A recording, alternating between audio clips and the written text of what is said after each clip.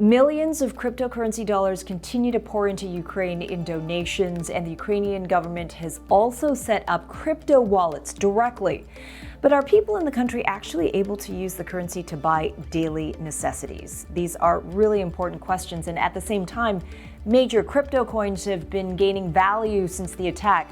What's driving their rise? Well, joining me right now is Mark Lamb, Chief Executive Officer at CoinFLEX, a leading crypto derivatives exchange and yield platform. It's great to have you on the show with us, Mark. It's great to be here. Okay, so, we are just watching the crisis in Ukraine and watching crypto donations to the country. It's crossed the $54 million threshold, still pouring in. I'm sure the numbers will just keep fluctuating higher.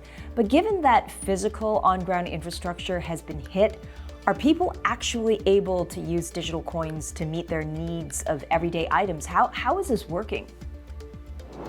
Yeah, so one of the major payment providers that's been supporting Europe and including the Ukraine, I think they have several Ukrainians on their team, is Go Crypto, and they've been actually really active in kind of supporting a lot of this infrastructure.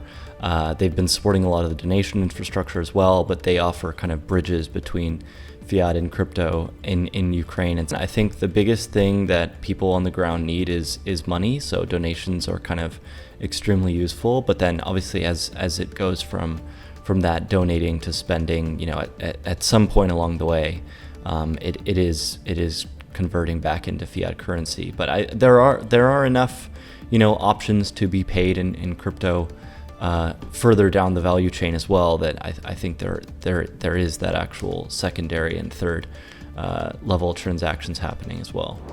And the donations are coming in mostly Bitcoin and ETH, as we understand. We've also seen some NFTs actually being donated here, but stable coins have been missing. What explains that? If you think about the perspective of the people on the ground, stability from volatility is probably the thing they would need. But if you're someone who's been a crypto investor for a long time and you've seen huge gains, I think that's the reason why the Bitcoin and Ethereum are being donated, is people have made money on their coins, and so they're feeling generous. So it's a bit of a wealth effect going on effectively, and that's great. If you think about crypto, it's created a whole ton of wealth for people. And one of the benefits of that wealth, you can't just spend it all on yourself, is people are feeling very, very generous in a time of need. That's a great point. One Bitcoin once upon a time was X fiat, and now it's sharing the wealth in real time where people need it most. Finally, major crypto coins really rebounded from recent lows since the Russian attack occurred in late February. Is this driven by the need to find a reliable store of value? What do you think? Generally speaking, when you're looking at these sanctions, they're a double-edged sword, because the US is effectively using the dollar as a weapon to fight Russia.